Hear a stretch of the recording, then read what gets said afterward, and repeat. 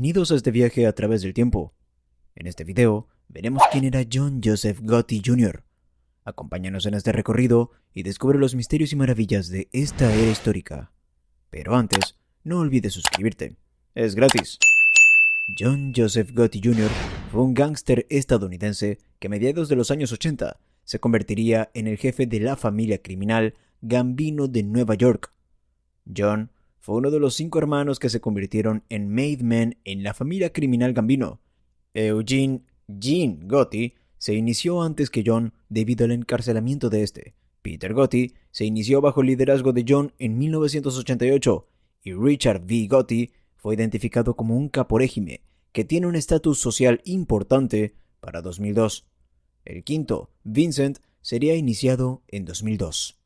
John nació en el Bronx, Nueva York, el 27 de octubre de 1940. Fue el quinto de los 13 hijos, aunque 2 de los cuales murieron al nacer, de John Joseph Gotti Sr. y Philomena Fanny de Carlo. Sus padres nacieron en la ciudad de Nueva York, pero se presume que sus abuelos eran de San Giuseppe Vesuviano, en la provincia de Nápoles, Italia. Él y sus hermanos crecieron en una zona deprimida del sur del Bronx, hasta que su padre pudo ahorrar algo de dinero y se trasladaron a Brooklyn. A la edad de 12 años, los Gotti se establecieron en East New York, Brooklyn, donde creció en la pobreza junto a sus hermanos debido a que su padre trabajaba irregularmente como jornalero. Gotti estuvo involucrado en bandas callejeras asociadas a la mafia desde los 12 años. Cuando tenía 14, mientras intentaba robar una hormigonera de una obra de construcción, esta se cayó, aplastándole los dedos de los pies. Esta lesión le dejaría una cojera de por vida. Por otro lado, en la escuela, John tuvo un amplio historial de absentismo escolar y de acoso a otros estudiantes. Este finalmente abandonaría el Franklin Key Lane High School a la edad de 16 años. Tras dejar la escuela, se dedicó a trabajar con la banda Fulton Rockaway Boys, asociada con la mafia, donde conoció y se hizo amigo de los futuros mafiosos Gambino, Angelo Ruggiero y Wilfred Willie Boy Johnson. Entre 1956 y 1960 sería arrestado 5 veces por hurtos menores, pero los cargos siempre acababan siendo revocados o reducidos. Gotti conoció a su futura esposa, Victoria Di Giorgio, de ascendencia medio italiana y medio rusa, en un bar en 1958. La pareja se casaría el 6 de marzo de 1962. Di Giorgio estaba casada anteriormente y tenía un hijo de ese matrimonio anterior. La feliz pareja tendría 5 hijos: Angela, Victoria, John Jr., Frank, fallecido en 1980, y Peter. Gotti intentó trabajar legítimamente en 1962 como prensista en una fábrica de abrigos y posteriormente como ayudante de conductor de camiones. Sin embargo, no pudo mantenerse libre de delitos y para el año 1966 ya había sido encarcelado 2 veces. Ya en su adolescencia, Gotti hacía recados para Carmine Fatico, un capo de la familia Gambino, entonces aún conocida como la familia Anastasia, bajo el liderazgo de Albert Anastasia. Gotti llevó a cabo secuestros de camiones en el aeropuerto de Idlewild, más tarde Aeropuerto Internacional John F. Kennedy, junto con su hermano Gene y su amigo Ruggiero. Durante esta época, Gotti entabló amistad con su compañero secuestrador de la mafia y futuro jefe de la familia criminal, Bonanno Massino. Fue por esta época cuando Gotti conoció a su mentor, el subjefe Gambino, Aniello Neal de la Croce. En febrero de 1968, los empleados de United Airlines identificaron a Gotti como el hombre que había firmado por una mercancía robada. Para finales de 1968, y tras varias detenciones, Gotti se declararía culpable del secuestro de Northwest Airlines, siendo condenado a 3 años en la penitenciaría federal de Lewisburg. Gotti y Ruggiero obtuvieron la libertad condicional en 1972 y volvieron a su antigua cuadrilla en el Virgin Hunt and Fish Club, trabajando todavía a las órdenes de Fatico. Gotti fue transferido a la gestión de las apuestas ilegales de la banda de Virgin, donde demostraría ser un eficaz matón. En ese mismo año, Fatico sería procesado por cargos de usura. Como condición para su liberación, este no podía asociarse con delincuentes conocidos.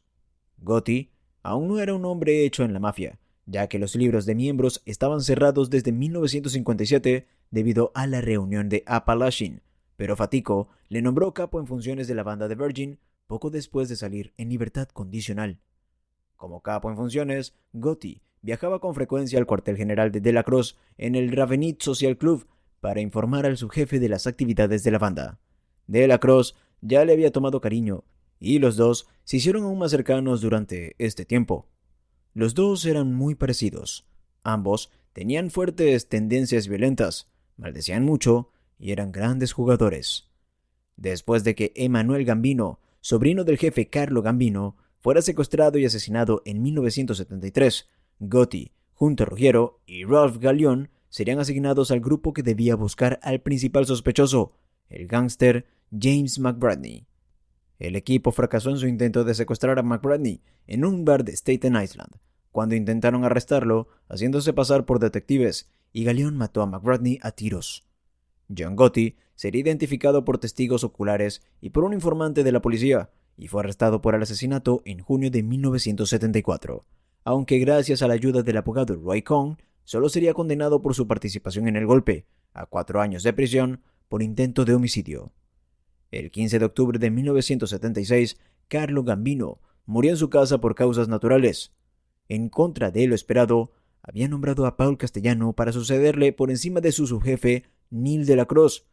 Gambino parecía creer que su familia criminal se beneficiaría de que Castellano se centrara en los negocios de collar blanco. Por aquel entonces, Delacroix estaba encarcelado por evasión de impuestos y no podía impugnar la sucesión de Castellano. Castellano dispondría que Delacroix permanecería como su jefe mientras él dirigía directamente las actividades tradicionales de la Cosa Nostra, como la extorsión, el robo y la usura.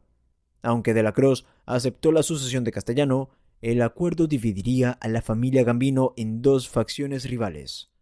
En julio de 1977, tras haber cumplido 2 años de prisión, Gotti fue liberado. Posteriormente, sería iniciado como hombre hecho en la familia Gambino, ahora bajo el mando de Castellano, e inmediatamente sería promovido para sustituir a Fatico como capo de la banda de Virgin. Así pues, la banda dependía directamente de Delacroix, y John Gotti era considerado su protegido. Bajo el mando de Gotti, la banda era la que más dinero ganaba.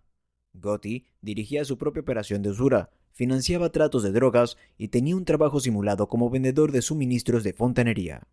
Gotti trataría de mantener por todos los medios a la mayor parte de su familia personal al margen de su vida delictiva, con la excepción de su hijo John Angelo Gotti, que llegó a ser un asociado de la mafia en 1982.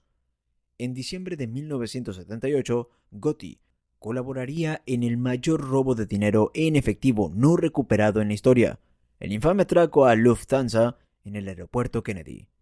Gotti había hecho arreglos para que el coche de la huida fuera aplastado y embalado en un desguace en Brooklyn, pero el conductor de la furgoneta, Parnell Stacks Edwards, no seguiría las órdenes. En lugar de conducir el vehículo hasta el desguace, lo aparcó cerca de una boca de incendios y se fue a dormir al apartamento de su novia. La policía de Nueva York recuperaría la furgoneta y llevó las huellas de varios autores del robo, lo que ayudó a desentrañar el atraco. El 18 de marzo de 1980, el hijo menor de Gotti, Frank Gotti, de 12 años, fue atropellado y muerto mientras conducía la minimoto de un amigo de la familia por un vecino llamado John Favara. La muerte de Frank fue considerada un accidente, pero Favara recibió posteriormente amenazas de muerte y fue atacado por Victoria con un bate de béisbol cuando visitó a los Gotti para disculparse. El 28 de julio de 1980, Favara fue secuestrado y desapareció, presumiéndose que fue asesinado. Se asume ampliamente que Gotti ordenó el asesinato a pesar de que él y su familia se fueron de vacaciones a Florida 3 días antes del asesinato. En septiembre de 1984, Gotti tendría un altercado con el mecánico de frigoríficos Romuald Piesik y posteriormente fue acusado de agresión y robo. En 1985 sería acusado junto a Delacroix y varios miembros de la tripulación de Virgin en un caso de crimen organizado por Diane Giacalone, asistente del fiscal de distrito. La acusación revelaría que el amigo y coacusado de Gotti, Wilfred Willie Boy Johnson, era un informante del FBI. Gotti no tardaría en sentirse insatisfecho con el liderazgo de Castellano, ya que consideraba que el nuevo jefe estaba demasiado aislado y era demasiado codicioso. El jefe carecía de credibilidad en la calle y los que habían pagado sus cuotas desempeñando trabajos en la calle ya no le respetaban. También se rumoreaba que Gotti estaba expandiéndose hacia el tráfico de drogas, un lucrativo negocio que Castellano había prohibido a los hombres de su familia bajo amenaza de muerte. En agosto de 1983, Ruggiero y Jen Gotti fueron arrestados por traficar con heroína, basándose principalmente en las grabaciones de una intervención telefónica realizada en la casa de Ruggiero. En 1984, también Castellano sería arrestado y acusado, según la ley Rico, por los crímenes del sicario de la banda Gambino, Roy DeMeo. Al año siguiente, recibió una segunda acusación por su papel en la comisión, enfrentándose a la cadena perpetua por cualquiera de los dos casos. Castellano dispondría que Gotti actuara como jefe en funciones junto a Thomas Bilotti, el capo favorito de Castellano, y Thomas Gambino en su ausencia. Gotti, por su parte, empezó a conspirar con sus compañeros capos descontentos Frank De Sico y Joe Piney Armon, y los soldados Sammy el Toro Gravano y Robert Di Fernando, para derrocar a Castellano. Gotti también contaba con la complicidad del consigliere Gambino Joseph Gallo. Desde hacía mucho tiempo es una norma en la mafia que un jefe solo puede ser asesinado con la aprobación de la mayoría de miembros de la comisión, y Gotti sabía que sería demasiado arriesgado solicitar el apoyo de los otros 4 jefes, ya que tenían antiguos vínculos con Castellano. Para evitarlo, consiguió el apoyo de varias figuras importantes de su generación en las familias Luchis, Colombo y Bonanno. No consideraría la posibilidad de acercarse a la familia Genovese, ya que los lazos de Castellano con el jefe Genovese Vincent Chin Gigante eran tan estrechos que cualquier acercamiento a un soldado Genovese habría sido una delación. El 2 de diciembre de 1985, De la Cruz muere de cáncer. A su muerte, Castellano nombró a Bilotti como subjefe y a Thomas Gambino como único jefe en funciones, al tiempo que hacía planes para disolver la banda de Gotti. Enfurecido por esto y por la negativa de Castellano a asistir al velatorio de la Cruz, Gotti se decidió a eliminarlo. Si te está gustando el video, no olvides darle like y suscribirte. El 16 de diciembre de 1985, Gotti decidió aprovechar la oportunidad al enterarse de una reunión entre Castellano y varios mafiosos Gambino en Sparks Steak House.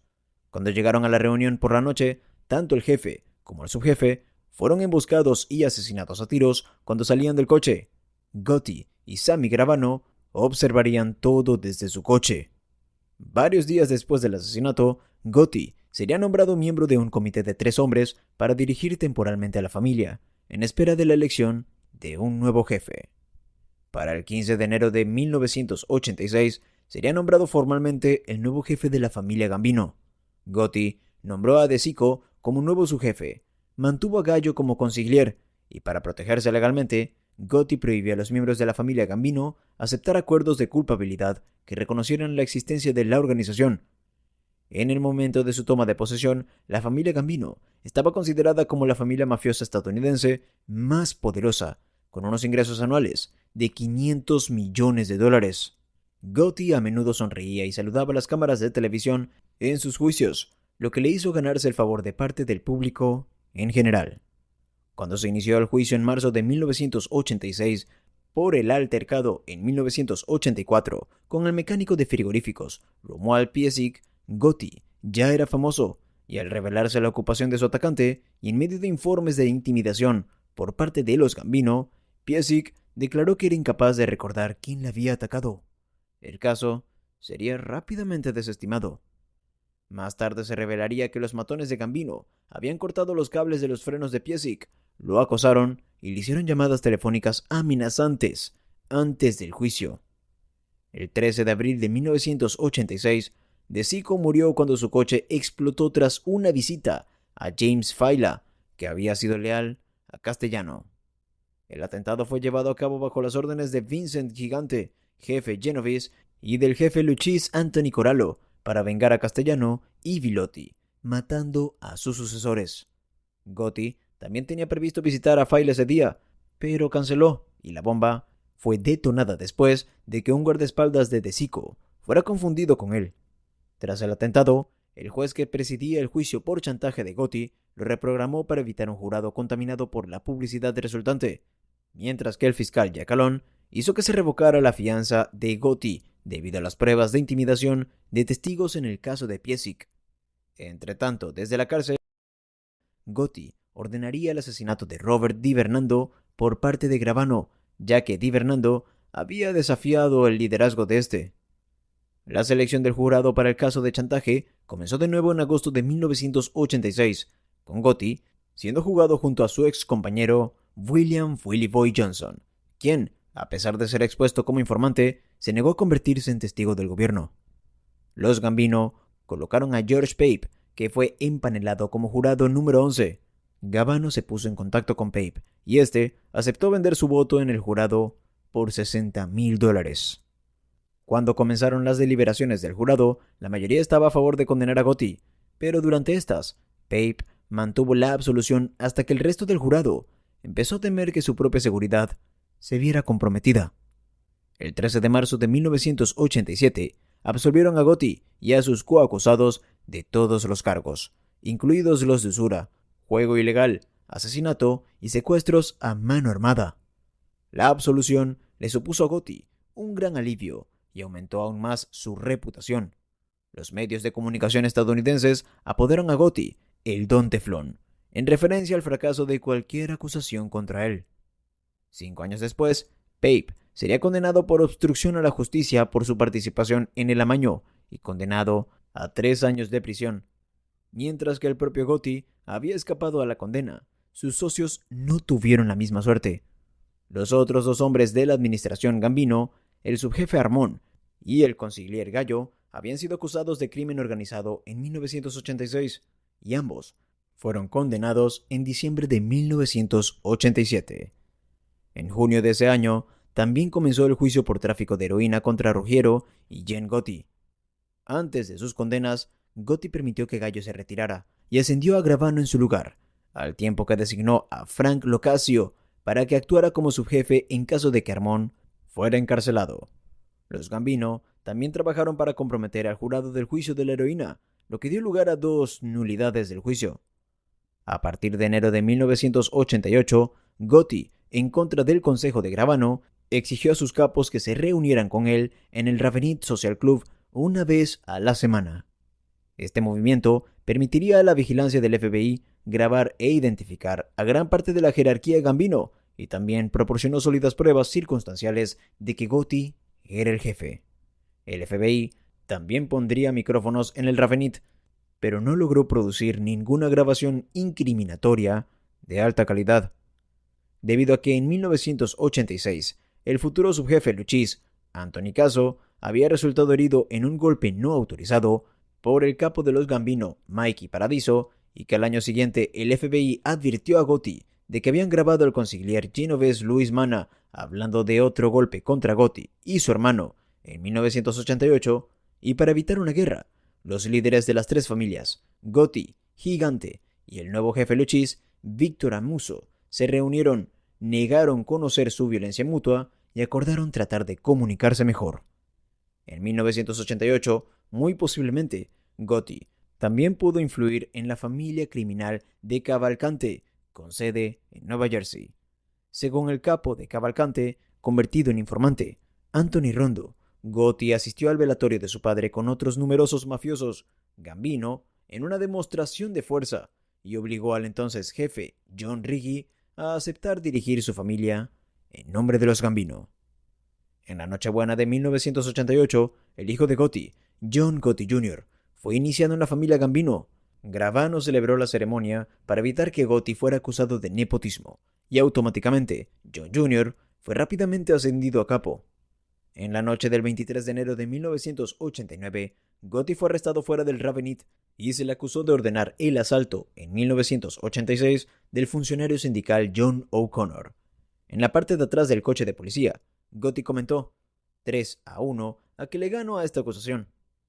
Para entonces, el FBI contaba con nuevos informantes y se enteró de que parte de la razón por la que el micrófono de Ravenite fracasó fue que Gotti mantenía conversaciones delicadas en un pasillo trasero del edificio que ocupaba el club o en un apartamento de sus pisos superiores, en el que vivía una amistosa viuda de un soldado de los Gambino.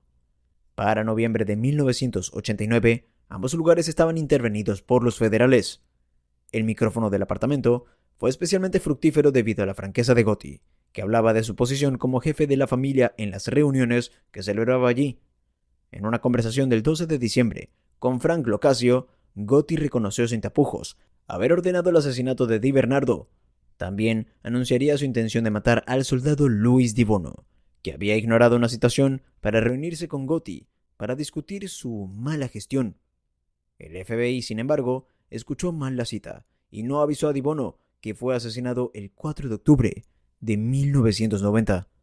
En otra reunión grabada el 4 de enero de 1990, Gotti ascendió a Gravano a subjefe, prefiriendo que Gravano dirigiera a la familia si era condenado. Sin embargo, Gotti sería absuelto de los 6 cargos de asalto y conspiración en el juicio celebrado el 9 de febrero de 1990. El 11 de diciembre de 1990, agentes del FBI y detectives de la policía de Nueva York hicieron una redada en el Ravenite, arrestando a Gotti, Gravano y Frank Locasio. Los fiscales federales acusaron a Gotti en este nuevo caso de chantaje de 5 asesinatos: Castellano, Bilotti, Di Bernardo, Liborio Militio y, tras revisar las cintas del apartamento, Luis Di Bono, conspiración para asesinar, usura, juego ilegal, obstrucción a la justicia, soborno y evasión de impuestos. Basándose en las grabaciones de las escuchas del FBI reproducidas en las audiencias previas al juicio, se denegó la libertad bajo fianza a la administración Gambino. Al mismo tiempo, los abogados Cutler y Gerald Shargel fueron inhabilitados para defender a Gotti y Gravano. Las cintas también crearon una ruptura entre Gotti y Gravano, en la que el jefe de los Gambino describió a su recién nombrado subjefe como demasiado codicioso e intentó inculparlo como la principal fuerza detrás de los asesinatos.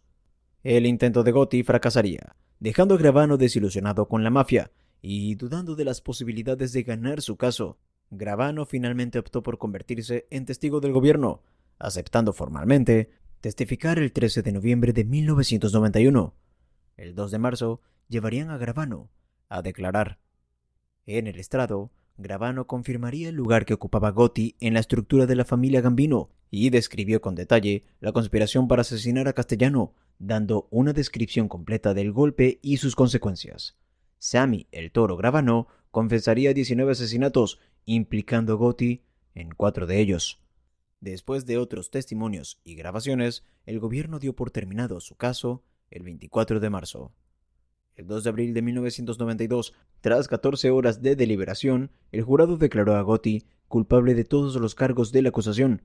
Locasio sería declarado culpable de todos los cargos menos de uno.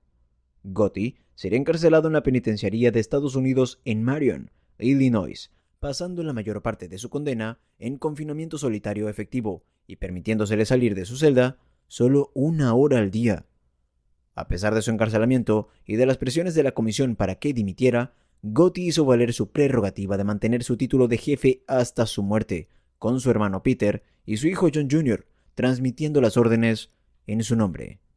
En 1998, cuando fue acusado de crimen organizado, se creía que John Jr. era el jefe en funciones de la familia. En contra de los deseos de su padre, John Jr. se declaró culpable en 1999 y fue condenado a 6 años y 5 meses de prisión. Peter Gotti se convirtió posteriormente en jefe en funciones y se cree que sucedió formalmente a su hermano poco antes de la muerte de Gotti. En 1998, a Gotti se le diagnosticó cáncer de garganta y fue enviado al Centro Médico de Estados Unidos para Prisioneros Federales en Springfield, Missouri, para ser operado. Aunque el tumor fue extirpado, el estado de Gotti empeoró rápidamente, falleciendo el 10 de junio de 2002 a la edad de 61 años. Los numerosos procesos judiciales desencadenados por las tácticas de Gotti dejarían a los Gambinos tan diezmados que para finales del siglo la mitad de los miembros de la familia estaban en prisión. Si te gustó este video, no olvides suscribirte y activar las notificaciones para ver más contenido como este.